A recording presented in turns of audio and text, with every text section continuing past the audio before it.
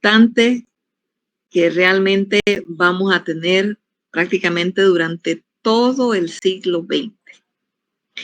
Y por eso es que se hace un llamado a que conservemos, que velemos por lo que conseguimos, porque de lo contrario lo vamos a perder, ¿ya? Va a quedar en manos de otros. Y nosotros acá que costó sangre, costó vida, pues no lo estamos valorando en su justa dimensión. ¿Tienen alguna pregunta antes de iniciar?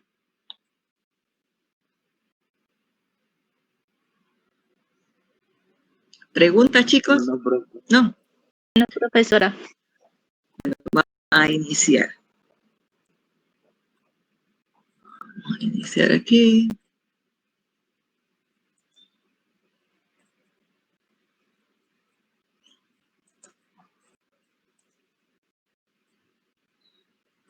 Yo estaba pensando para que no se les acumule tanto material, ver si hacemos un ejercicio corto la otra semana de esas primeras controversias, porque cuando ya entremos en los tratados, eso se hace como más pesado, y pues mejor irlo comiendo bocado a bocado que después tener que comernos una bandeja, ¿ya? Bueno, cuando hablamos de controversias, ¿qué creen ustedes que es eso? Controversias. Discusiones. Discusiones. Enfrentamientos. Ajá. Diferencias, ¿verdad? Porque vamos a ver que hay posiciones encontradas. Cada uno piensa que tiene la razón, ¿ya? Y entonces para ello hay que ver cómo solucionamos las diferencias, porque de lo contrario entonces las diferencias van como creando un estado de inestabilidad que puede llegar a confrontaciones mucho más serias, ¿ya? Entonces ahí vemos nosotros pues las primeras controversias diplomáticas entre Panamá y Estados Unidos. Bueno, antes de empezar a ver las controversias, una de las cosas que creo que hasta la eliminé porque tuve que ir eliminando aquí. Nosotros vamos a ver que el 19 de mayo de 1904, los norteamericanos se hacen cargo de lo que se conoció como la zona del canal. En esta toma de posesión, una de las falencias, una de las cosas como que faltaba en eso, era determinar realmente los límites de la zona del canal. Y eso a la larga nos va a traer problemas, ¿ya? Porque realmente se decía, bueno, por donde va la línea roja del croquis que se hizo, pero en el terreno eso qué significa. Y bueno, allí vamos a tener nosotros un punto para que esas diferencias se den. Pero nosotros vamos a ver de que si bien ellos toman posesión de lo que era el territorio conocido como la zona del canal el 19 de mayo de 1904, resulta que 10 días antes en Estados Unidos se pide una orden, ¿ya? Una orden ejecutiva en la que se autoriza a la Comisión del Canal, miren ustedes, ahí está, a hacer todas las reglas y regulaciones necesarias para el gobierno de la zona y para la correcta administración de los militares, asuntos judiciales. Lo que indica que todo lo relativo a administración, seguridad, justicia y demás dentro de la zona del canal no va a quedar, ¿verdad?, a cargo de Panamá ni de una manera combinada. Va a ser exclusivamente de los norteamericanos, ¿ya? Ahora ustedes me preguntarán, ¿y en qué se basaban ellos? O yo les pregunto, ¿en qué se basaban ellos para tomar esa determinación? Que las reglas, las leyes, todo lo iban a hacer ellos para lo que era la zona del canal. ¿En qué se basaban ellos? A ver, de lo que hemos hablado.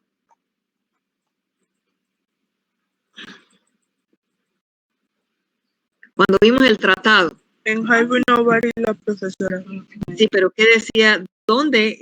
¿Qué parte del Jaibuno Barita le daba, según ellos, esa era la interpretación que hacían los gringos, le daba esa potestad? Profe, en el artículo 2. Acuérdense cuando se decía que ellos podían actuar en el canal como si fueran soberanos. ¿Ya? ¿Y qué era lo que significaba soberanía?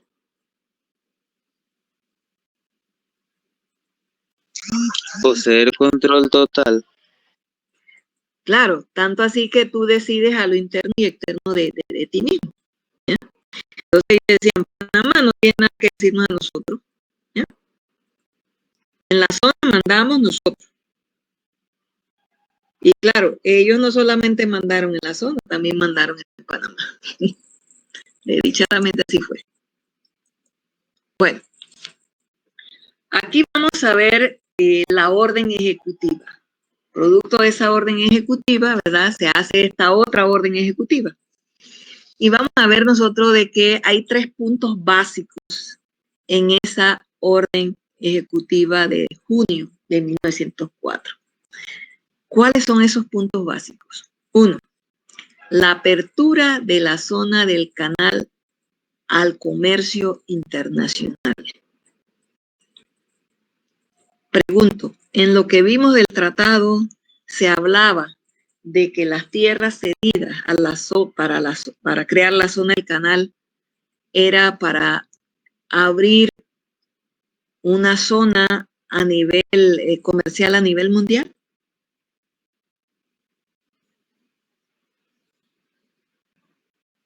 ¿Qué vimos nosotros en el tratado? Las tierras cedidas eran para construcción, mantenimiento, saneamiento, ¿qué más? Eran 5 funciones. ¿De quién? De la zona del canal. ¿Ya? Lo que indica que esa zona no era para hacer como especie de una zona libre en ningún momento. Incluso también esa orden ahí decía los puertos de la zona del canal, La Boca en Ancón y Cristóbal en Colón, formaban parte de esa gran zona comercial. ¿Ya? Eso es lo que dice la disposición. Y ahora vamos a verla más adelante y cuál va a ser la respuesta de Panamá. De igual manera, vamos a ver nosotros de qué hablan de distritos aduanales, en donde se cobrarían los impuestos de importación de acuerdo a la tarifa Dingley. Esa tarifa Dingley era una tarifa que se aplicaba en los Estados Unidos a los productos que venían del extranjero. Es decir, todo producto que Estados Unidos comprara para ser utilizado o revendido dentro de lo que era Estados Unidos, se le aplicaba la tarifa Dingley, es decir, se le aplicaba un impuesto de importación. Entonces resulta que ese impuesto de importación también ellos lo traen a la zona. Y eso implicaba de que los productos que entraran de Panamá a la zona, se les aplicaría esa tarifa. Entonces, eso indica de que nosotros, estando en Panamá, pagaríamos como que fuéramos extranjeros. ¿Estamos claros hasta ahí? Chicos. Sí, profesora. Si tienen una duda, me preguntan. También se habla de la aplicación de la tarifa postal de Estados Unidos en la zona. Resulta que estamos en Panamá. Y ellos decían, bueno, la tarifa que haya en Estados Unidos es la que se va a aplicar en la zona. Vamos a ver cómo responde Panamá.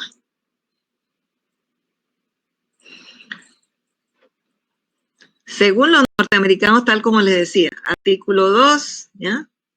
Y el artículo 3 son clave. Ellos decían, Panamá le cedió a los Estados Unidos la faja de tierra. Panamá, ¿ya? Cedió sus derechos. De tal manera que ellos no mandan allí. Los que mandamos somos nosotros. Esa es la respuesta que ellos nos dan cuando Panamá replica. Vamos a ver la respuesta de Panamá. ¿Qué dice Panamá?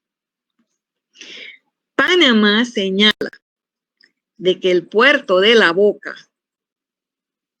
está bajo jurisdicción panameña, ¿ya?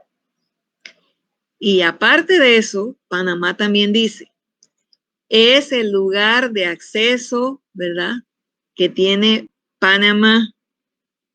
Si nosotros le quitamos el puerto de La Boca a Panamá, entonces Panamá dice quedará sin puertos y su comercio marítimo caerá.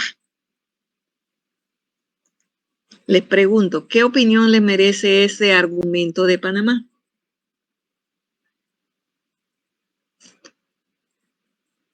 ¿Es justo o Panamá quería pescar en Río Revuelto?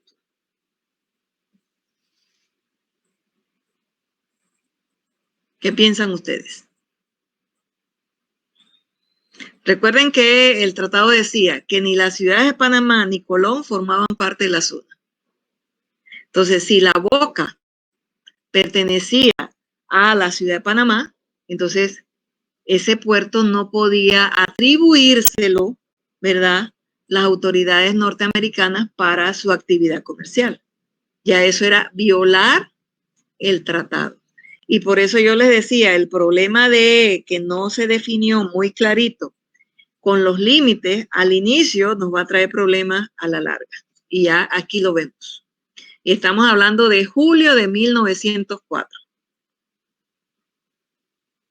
Lo que indica que no tuvimos que esperar años para que se dieran las confrontaciones. Resulta que los problemas se dieron rapidito.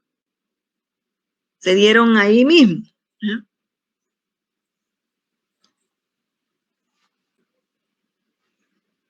¿Preguntas? De igual manera, Panamá plantea lo siguiente.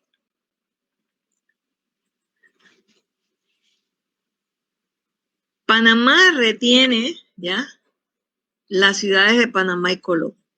Por lo tanto, el derecho de imponer y cobrar impuestos marítimos en el istmo solo le compete a Panamá, no a los Estados Unidos. ¿Ya? En ese sentido, entonces, el impuesto de importación que se le quería atribuir con la tarifa Dingley a los productos panameños resultaba como ilegal. ¿Ya? Y a su vez, el asunto de las tarifas postales, ¿verdad?, tampoco tenían que ser porque no cabían dentro de... es cierto que se les había cedido pero la faja de tierra, pero era para un uso exclusivo. No era que ellos podían hacer y deshacer, pero esa era la interpretación que ellos le estaban dando. Así que por eso Panamá dice, es impropio declarar la zona abierta al comercio mundial. Es impropio adueñarse de los puertos, ¿ya?, de La Boca y lo que es Cristóbal. Es improcedente, ¿verdad?, también cobrarnos la tarifa aduanera de la tarifa Dingley. Y es impropio también que se nos apliquen las tarifas postales, ¿ya? Lo que debe predominar es lo panameño, lo que decide Panamá.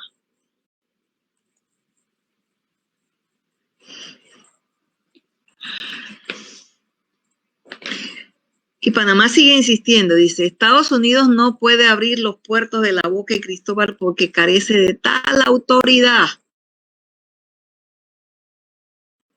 La ciudad de Panamá y Cristóbal es un simple barrio de Colón. ¿Ya?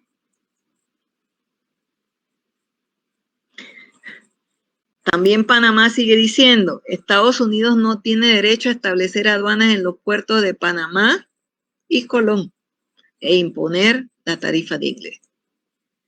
Y miren que Panamá sigue insistiendo en lo mismo, ¿ya? Y dice, esto de las estampillas se puede permitir si es dentro de la misma zona. Pero si eso va a salir fuera de la zona, es la estampilla panameña la que debe sobresalir, ¿ya? En vista de que las partes no llegaban a un consenso, eso llevó a la negociación del primer tratado después del Jaibuno Varila. Me refiero al convenio TAF, ¿ya? Pero vamos a ver si el convenio TAF solucionó. ¿Qué han oído ustedes hablar del convenio TAF?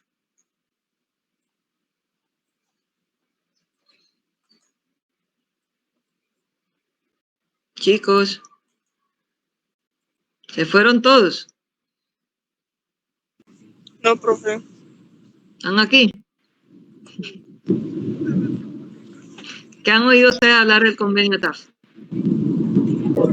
De lo que recuerdo de secundaria era como para extender, o sea, era para hacer como unos artículos nuevos, pues, sobre las limitaciones del territorio. Bueno, vamos a ir viendo en detalle cómo el contenido de este convenio TAF.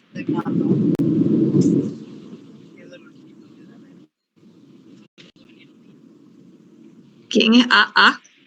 Yo veo que como que quería decir algo, pero se oía muy bajito. ¿Ah?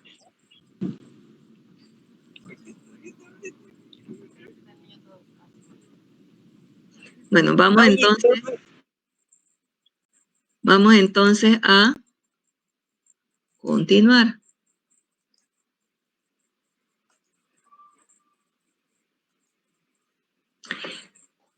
Bueno, dentro de lo que es el convenio TAF, los acuerdos que se van a llegar, tenemos lo siguiente.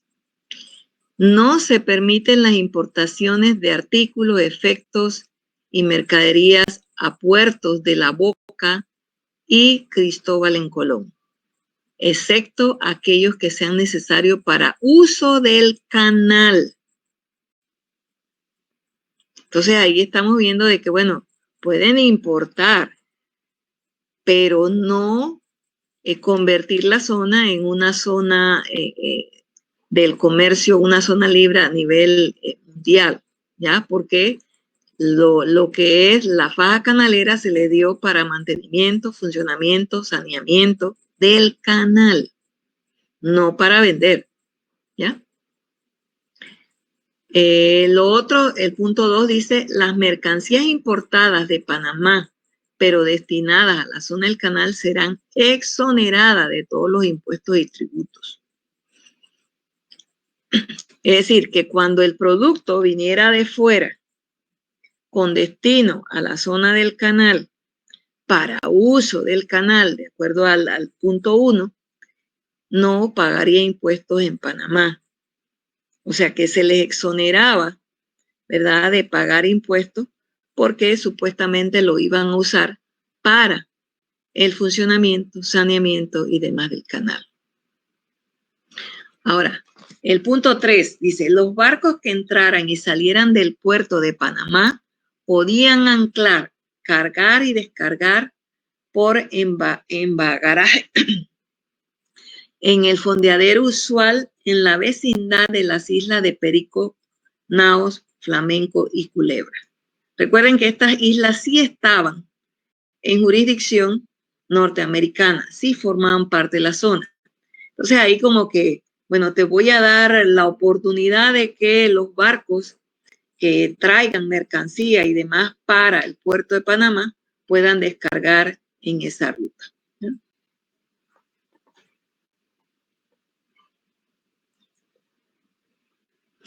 Con respecto a los correos, ¿qué ocurrió?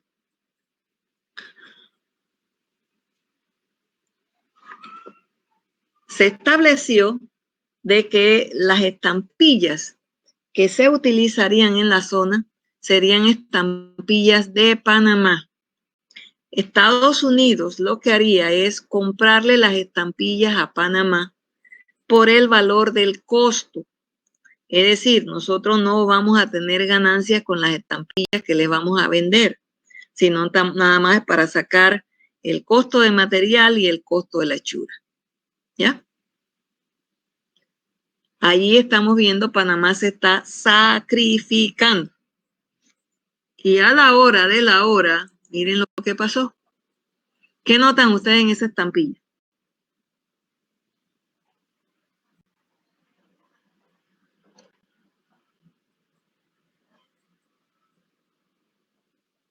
Chicos. Profesora, que tiene un personaje estadounidense. No. Míralo Zona bien. del canal. Está en inglés. ¿Ah? Que dice zona del canal. Ajá. Tiene un resello, ¿verdad? Encima de la estampilla de Panamá diciendo de que proviene de la zona del canal. Pregunto, ¿creen ustedes que eso estaría bien?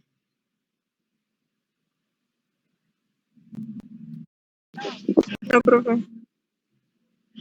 Oiga, entonces realmente ahí vemos que no hay esa aceptación.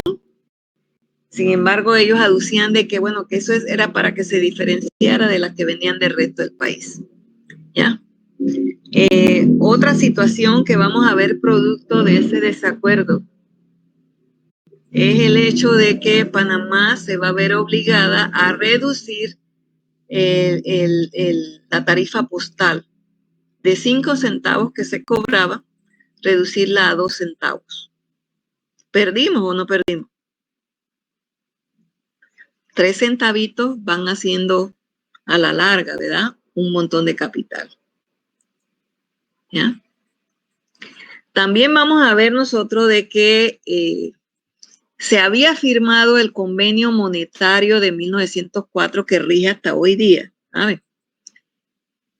Y en ese convenio monetario se establecía la circulación del dólar en todo el territorio panameño. Y notamos nosotros pues de que a través del convenio TAF prácticamente se obliga a Panamá a hacer las diligencias para ratificar ese convenio monetario. Y aquí quiero hacer un alto porque hay veces que la gente piensa, y mucha gente yo lo he escuchado, que dicen, si los gringos se van, se va el dólar. ¿Creen ustedes que eso es cierto?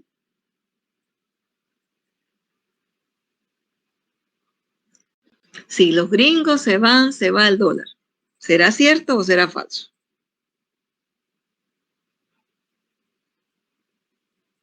Profe, pero se refiere a... No sé, profesora. Porque eso nos conviene también a nosotros, ya que el dólar vale un poquito más. Sí, pero digo, si los gringos se van, ¿se llevan el dólar? ¿Qué creen? ¿Sí o no? No, profe, no se lo llevan. No creo, profe. ¿Por qué no se lo llevan? ¿Por qué no se lo llevan? Porque a ellos está les conviene establecido, que ¿no? nosotros paguemos por tener el dólar. Eso. Recuerden que el que nosotros tengamos el dólar, eso no es gratis. Nosotros tenemos que pagar la hechura. Por cada dólar que se haga, nosotros tenemos que pagar. ¿Ya? Para que esos dólares circulen en Panamá, nosotros tenemos que dar una fianza de garantía. De tal manera que para ellos, el que nosotros tengamos el dólar circulando acá, los que se benefician son ellos. Nosotros nos beneficiamos, sí, pero los que más se benefician, los que están ahí cosechando, son ellos. Es más, cuando, yo no sé si ustedes saben, cuando se empezaron a llenar de puros Martinelli, ¿se acuerdan? Nos llenaron, nos saturaron de Martinelli hasta decirnos más. Bueno, resulta que a Panamá le alaron las orejas. ¿Por qué? porque resulta que hay un convenio que está vigente, un convenio que se firmó en 1904 y que hasta el día de hoy está vigente, ¿ya? Así que no es que Panamá empiece a hacer su moneda, no. Quienes hacen las monedas que circulan aquí son los panameños, los norteamericanos. Y todo a cambio de un costo. También vamos a ver nosotros de que a través de ese convenio también se logra, miren lo que ellos logran, abolir el impuesto de 1% a las exportaciones de monedas de oro. Ya prácticamente las exportaciones de monedas de oro, esos prácticamente no iba a costar nada. Ceder sin costo alguno, miren ese convenio TAF, las tierras para construir hospitales para leprosos y a su vez un porcentaje razonable por cada paciente que entrara en dicho hospital. Pregunto, ¿quiénes trajeron trabajadores de diferentes latitudes al istmo para los trabajos del canal? ¿Panamá o Estados Unidos? Estados Unidos. Estados Unidos. Entonces, si bien muchos traían el virus y se les manifestó la enfermedad acá, ¿era Panamá responsable por toda esa gente? ¿O eran los que lo trajeron? Los que lo trajeron. Pero observen ustedes, nosotros tenemos que cederle las tierras para crear el hospital. Aparte de ello, tenemos que también pagar, dar un porcentaje para que se tenga a esas personas en esos hospitales. Porque de lo contrario, la lepra se extendería al resto del país. Pero resulta que quienes trajeron a esa gente enferma son ellos. Entonces, ¿ven ustedes cómo son las negociaciones entre una potencia y un país chiquito?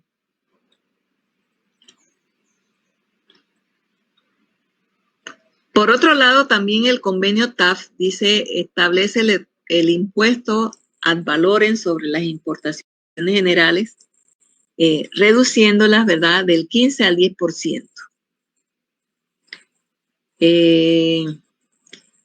Allí también perdimos. Panamá cobraba un 15%, ahora hay que bajarla a 10%.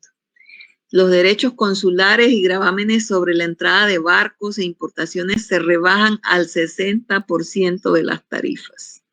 Siendo Panamá un país que vive del sector terciario, eso era una pérdida. Bajar, ¿verdad?, a un 60%, oiga, la pérdida fue grande.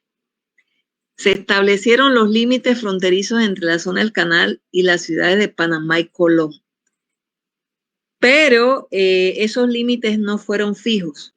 Esos límites fueron incluso girando hasta 1915. ¿Ya? Las mercancías importadas a Panamá y a Colón serán exoneradas de todo impuesto.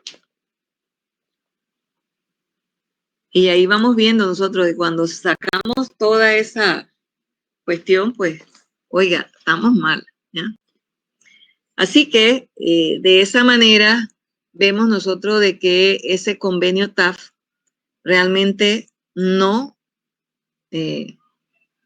aguantó un poco lo que fue las medidas que se habían tomado, que era convertir a la zona en un, ¿cómo es? Como especie de una zona libre a nivel mundial. Pero los acuerdos que se dieron realmente fueron un tanto transitorios. E incluso el mismo convenio TAF decía de que las dos partes se pondrían de acuerdo para darle término al tratado. Eso en realidad no fue así. Estados Unidos para 1924 lo dio por terminado y pues siguieron ellos usando su estampilla. ¿Ya?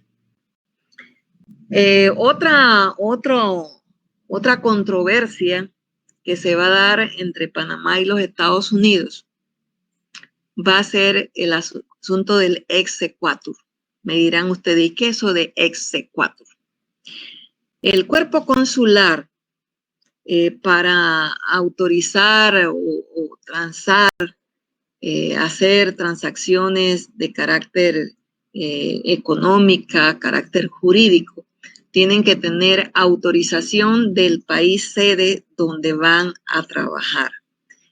Entonces, resulta que por mucho tiempo Panamá era el que había estado dando el permiso a todo cónsul que viniera de otros países a Panamá, no solamente a trabajar dentro del territorio nacional, sino incluso de la zona del canal, de tal manera que el exequatur que proveyera Panamá funcionaba para todo el territorio nacional. Sin embargo, después de la terminación del convenio TAF, resulta que los Estados Unidos determinó exigir un exequatur adicional para aquel cuerpo consular que ejerciera funciones en la zona del canal, ¿ya? Y que ese exequatur tenía que ser firmado por el presidente de los Estados Unidos. Panamá protesta y observen la protesta de Panamá.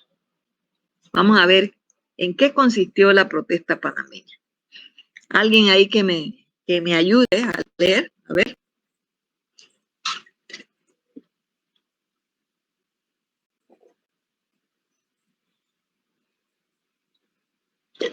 ¿Se durmieron? No, profe. Uno que lea, pues. ¿No lo ven? Exequatur. En Estados Unidos, el Departamento de Estado sin No, previo aviso. Panamá. Vamos a ver Panamá. Vamos a ver la respuesta de Panamá. Panamá. La zona del canal no es una entidad internacional, ni siquiera forma parte de la Unión Americana, Estados Unidos, sino que es un territorio panameño. En la zona del canal, como es de suponerse, no se llevan a cabo transacciones comerciales de ninguna especie. Por lo tanto, no es necesario el requisito en cuestión. Ajá. ¿Qué opinión les merece eso a ustedes?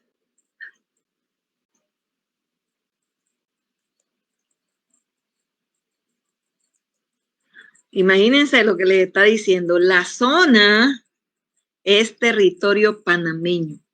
Pregunto, ¿los gringos consideraban que la zona era panameña? No, profesora. No, profesora. No, profe. Miren que ellos siempre hablaban de la zona del canal.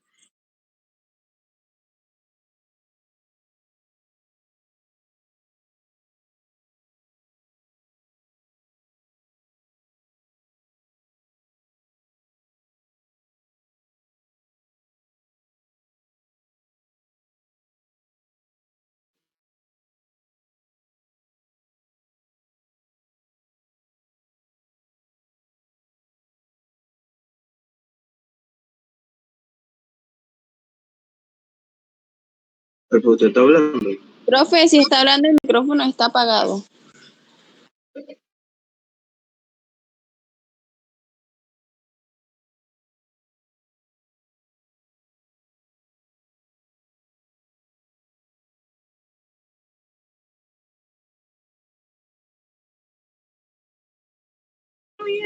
Profe.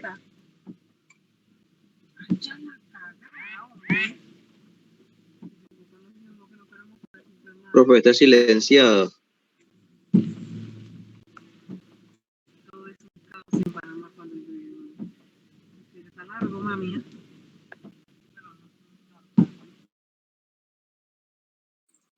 Ahora sí. Cuando hay una fluctuación de luz, de una vez se apaga el. Ahora sí.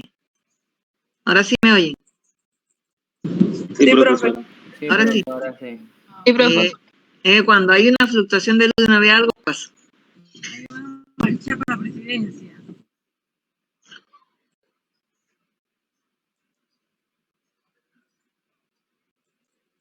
Ahora sí. Voy a buscar aquí el láser. Ya. Ahora, miren la respuesta de los norteamericanos. Espérate. Eché para atrás.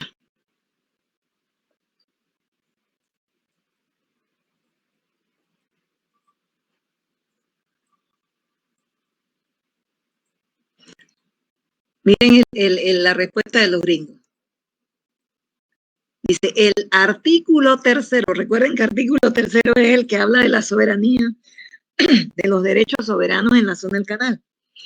Y dice, el artículo 3 confiere amplia autoridad al gobierno de los Estados Unidos para conceder exequatur a los cónsules extranjeros que ejerzan funciones consulares en la zona del canal.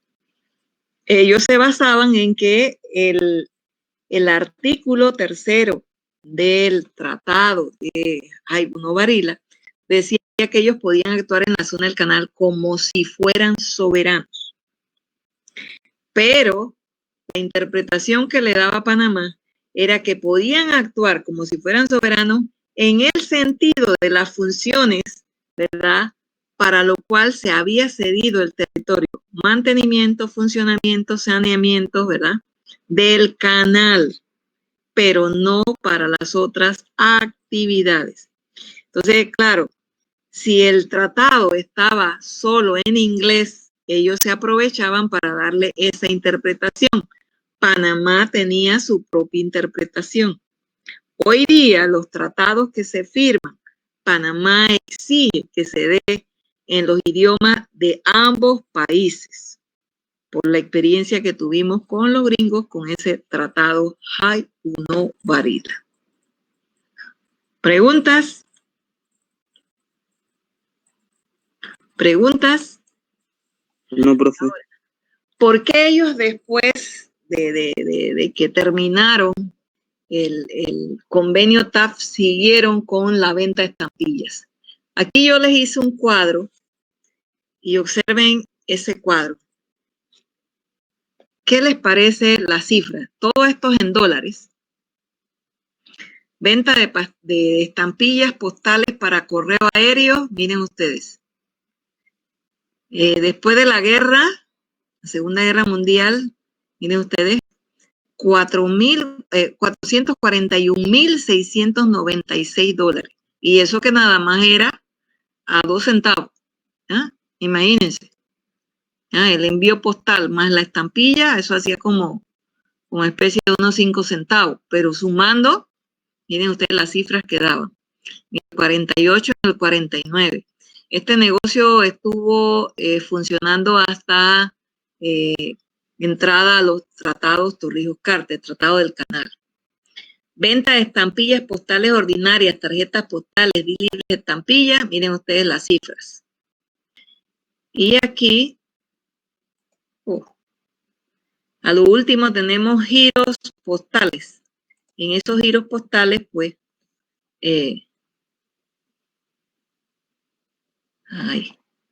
otro bajón de luz. ¿Me están oyendo? Sí, profe, sí la escuchamos. Sí, Ya. profe. Entonces, observen ustedes, realmente la venta de estampillas era un negocio redondo. No era algo así que ingenuo y que a los panameños les gustaba molestar. No, era un negocio lucrativo que no pagaba impuestos a Panamá. Igual. Profe, una pregunta. Dígame. ¿Por qué hubo un deceso de ganancias en el 48? Bueno, porque terminada la guerra, muchos soldados ya son enviados a sus casas, a sus áreas de su origen. Cuando el asunto de la guerra van a proliferar los sitios de defensa. Por ejemplo, con el convenio de bases militares del 42, aquí se crearon 130 sitios de defensa. Entonces, cuando termina la guerra, los Estados Unidos empiezan entonces a mandar mucha gente para casas, ¿ya? Así que entonces baja el negocio de las estampillas, pero con todo y eso están recibiendo, ¿ya? Ok, gracias, profe. Ahora, el negocio de las estampillas, esta fue otra cosa por la cual Panamá se quejó, ¿ya? Resulta que todos los vehículos dentro de la zona del canal tenían que usar placa de la zona. Ahora me dirán ustedes, ¿y eso cómo afectaba a Panamá? Ubíquense, van un mapa mental. Estamos en Arraiján. Ya se están ubicando. Por donde está el puente. Está Electra al otro lado. Allí por donde está el municipio, está el puente. Allí había un puesto de los norteamericanos. Ese puesto duró hasta los años 70. Los vehículos que iban del interior tenían que hacer el alto. Y allí se verificaba no solamente si llevaba placa de Panamá o placa y placa de la zona, sino que los mismos conductores tenían que tener licencia de la zona y licencia de Panamá. Ahora bien, Panamá allí, por ejemplo, en ese sentido, logró que el asunto de la licencia y eso se aplicara y la placa se aplicara solamente para los de uso constante. Es decir, la gente que iba de Arraiján, la gente que iba de Chorrera, la gente que iba de San Carlos para Panamá, tenía que tener doble placa, doble licencia. ¿Ya? Entonces, esas placas, esas licencias tenían que solicitarlas en la zona, lo que indica que tenían que pagar por ello e incluso el revisado, el asunto de renovación de licencia, todo eso tenían que pagarlo en la zona. Si usted cometía una infracción en ese tramo de Arraiján a lo que se conoce como el límite, ¿se ubican dónde está el límite? En Chorrillos. ¿Saben de qué estoy hablando? Sí, profe. Bueno, si usted cometía un delito, en ese se pasaba la vía donde no debía pasársela, si tiraba basura, a usted lo llevaban con el vehículo a la zona y allá le hacían juicio. ¿Ya? Y usted tenía que pagar la boleta, lo que indica que detrás de la placa había otro negocio. ¿Ya? Ahora bien, los vehículos de la zona del canal, cuando transitaban hasta Chiriquí, hasta Aguadulce y demás, no requerían placa de Panamá ni requerían licencia de Panamá. Pero nosotros, los panameños, para pasar de Arraiján a la ciudad, sí requeríamos, ¿verdad?, tener doble licencia y doble placa. ¿Qué les parece? Injusto, profesora. Injusto porque estamos en nuestro país y resulta que estamos pagándole a unos que son de fuera. ¿Ya? Y aquí vemos, por ejemplo, dice negocio de licencia de conducir. Dice, tenían que inscribirse en el registro de la gobernación y tener una licencia que debía ser renovada cada 3 años previo al pago de $1. Si bien se hablaba de $1 y dirán usted, pero $1. Pero $1 en ese tiempo valía mucho más que ahora. ¿Ya? Y para muchos eso era mucha plata. De igual manera, dentro de la zona existían los famosos comisariatos. ¿Qué eran los comisariatos? Los comisariatos eran más que nada como especie de los malls, una cosa así. ¿Ya? Ahí vendían de todo. Esos comisariatos eran para los empleados de lo que era el canal, ¿ya? Y los del ferrocarril. Incluso esos comisariatos estaban seccionados. Había comisariatos para blancos y había comisariatos para negros. De tal manera que en los comisariatos de blanco, los negros podían estar como empleados, pero no como compradores. ¿Ya? Así como ocurría en la estación del tren. una entrada para los blancos y una entrada para los negros. Un vagón del tren para blancos, un vagón de entrada para negros. ¿Ya? Incluso las mismas comunidades dentro de la zona del canal hablaban de comunidades de blanco y comunidades de negro. Por ejemplo, Balboa era una comunidad de blanco y ustedes van a ver la diferencia de las casas si las comparamos con las de Paraíso, que era una comunidad de negros. Así que eso que hablamos nosotros del apartheid, que a veces pensamos que solamente es Sudáfrica, nosotros lo vivimos aquí en la zona del canal. Incluso hay una novelita, no sé si ustedes tengan acceso, que se llama Panamá Gamboa Road. Este es el caso de un panameño que se enamora de una gringa blanca. Y eso fue su perdición, fue preso. Al principio la gringuita le correspondía, pero luego la muchacha se retractó y bueno, el muchacho fue preso. ¿Por qué? Porque se puso a andar con la gringa blanca y eso era pecado capital, ¿ya? Estos comisariatos vendían barato y vendían de todo tipo de productos. ¿Y qué ocurría? Como se les daba especie de una tarjeta a los trabajadores, muchos lo que hacían es, como no vivían en la zona, habían trabajadores del canal que no vivían en la zona, sino que vivían en Panamá o vivían en Colón. Entonces lo que hacían es que la gente le encargaba. Ellos lo sacaban con su tarjeta y la revendían en Panamá. Lo que indica entonces que ahí vemos nosotros el contrabando de la zona a la ciudad de Panamá. Aquí en Panamá, por ejemplo, en el tiempo en que estuvieron los gringos, se daba mucho lo que era el contrabando de cigarrillo, el contrabando de licor, y bueno.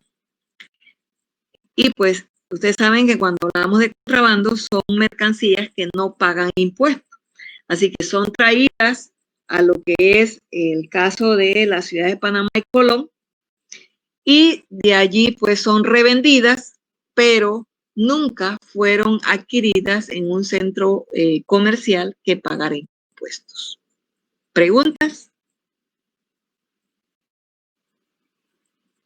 Ese tipo de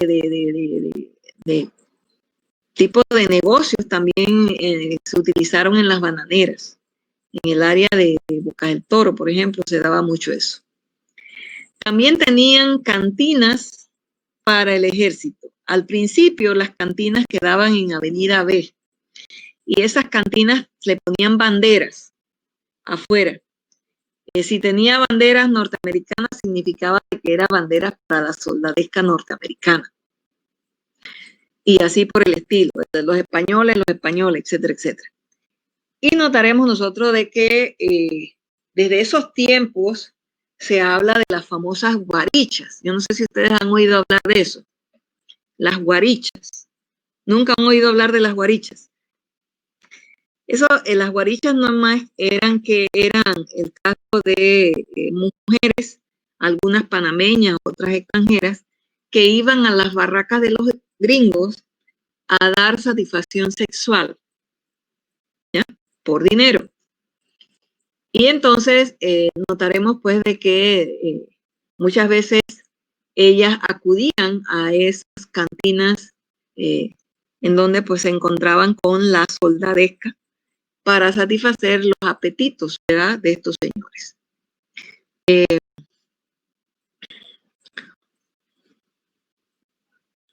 También vamos a ver de que los norteamericanos también van a vender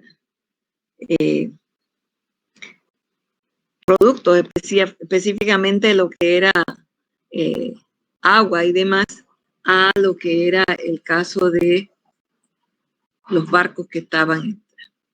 Otro negocio era el caso de los hoteles. Los hoteles más renombrados entre lo que era la zona del canal, tenemos el Tivoli en el Pacífico y el Washington en Panamá.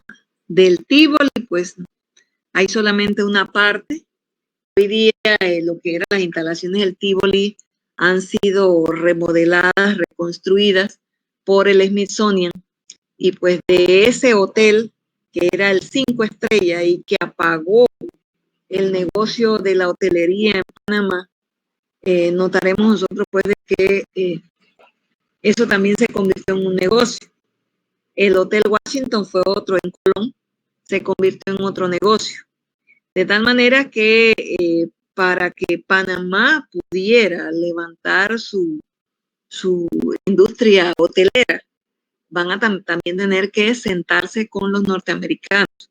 Y cuando ya estos, en el caso del Tivoli, empieza como a mermar, ¿verdad? Todos aquellos servicios, entonces vemos otro de que surge en Panamá el Hotel Panamá Hilton, que queda hoy día, que no es más que el Hotel Panamá, cerca de la iglesia del Carmen, ¿ya?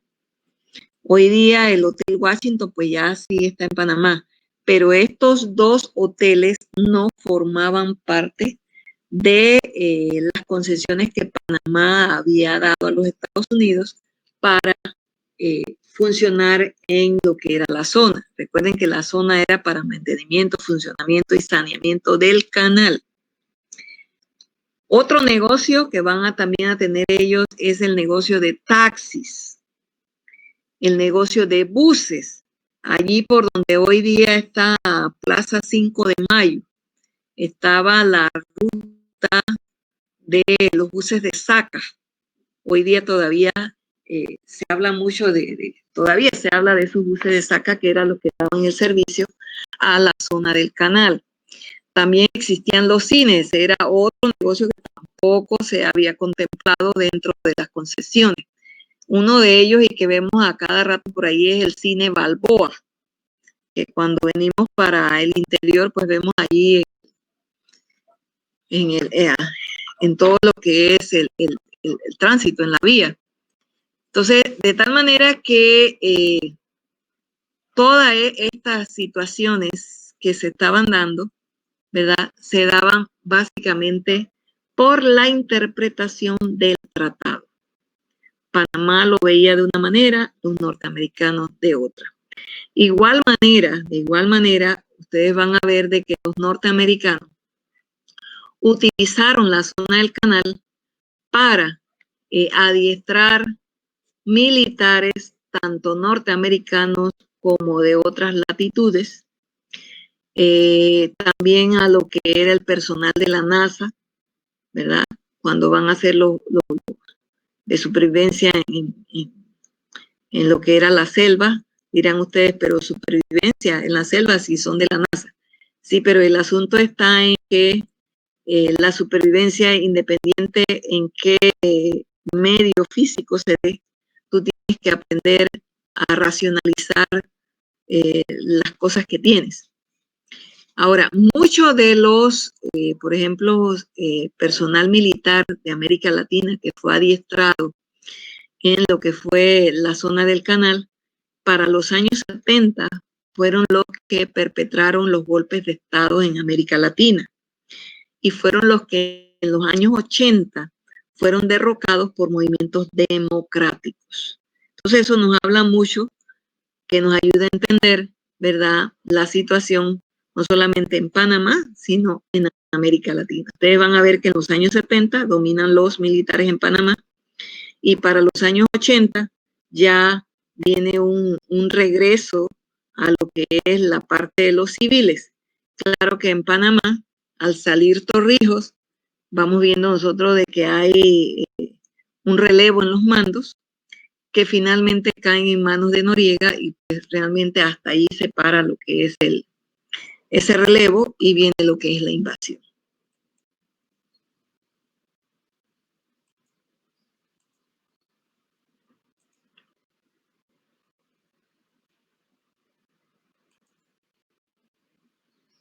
Preguntas.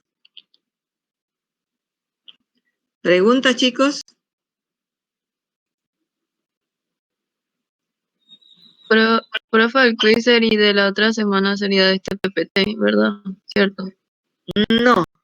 Sería el de ustedes, el primero que hicieron fue la independencia. Ahora le tocaría el de Jalisco. El PPT de la otra